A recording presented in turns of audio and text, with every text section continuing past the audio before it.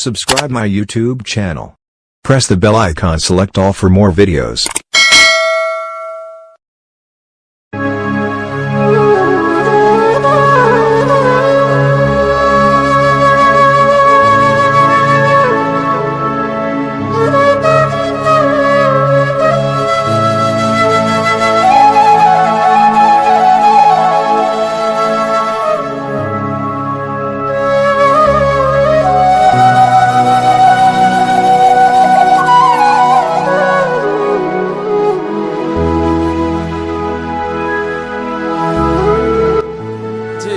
ګرانو کتونکو یو ځل بیا په پروګرام پښتونامانه کې درسره حاضر یم.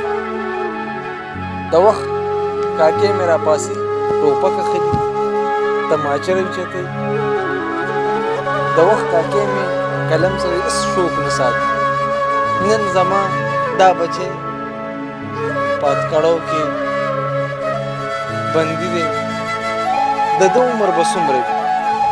زما د وخت کاکې عزتمندو ډېر خفه شم،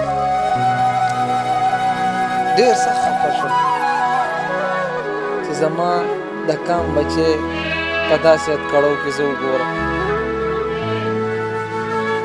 یا به چرګان ساتي، یا به سپي ساتي، یا به کمترې ساتي. نه سکول ته ځي نه سبق ته ځي. زما د کام بچی تماچو او ټوپک سره شو. نو زما د کام د بچي به بیا دا حال. عزتمندو خبره مختصر شان ختمومه چې چا چې ټوپک سره شو کړی دی، چا چې تماچې سره شو کړی دا حال. د کام د ما وړوکې کاکې ساجت تا د چرګانو جنګو تا زما د کام بچی تا د ساجت د چرګان جنګو تا.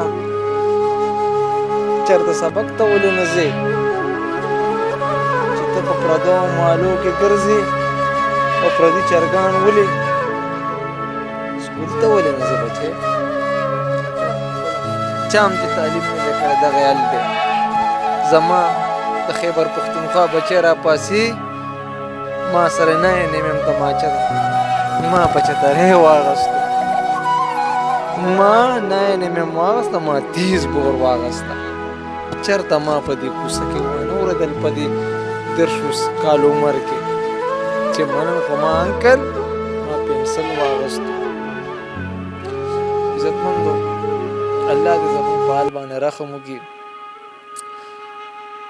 الله دې په موږ باندې ټولو باندې د خپلو بچو ډېر خیال ساتئ.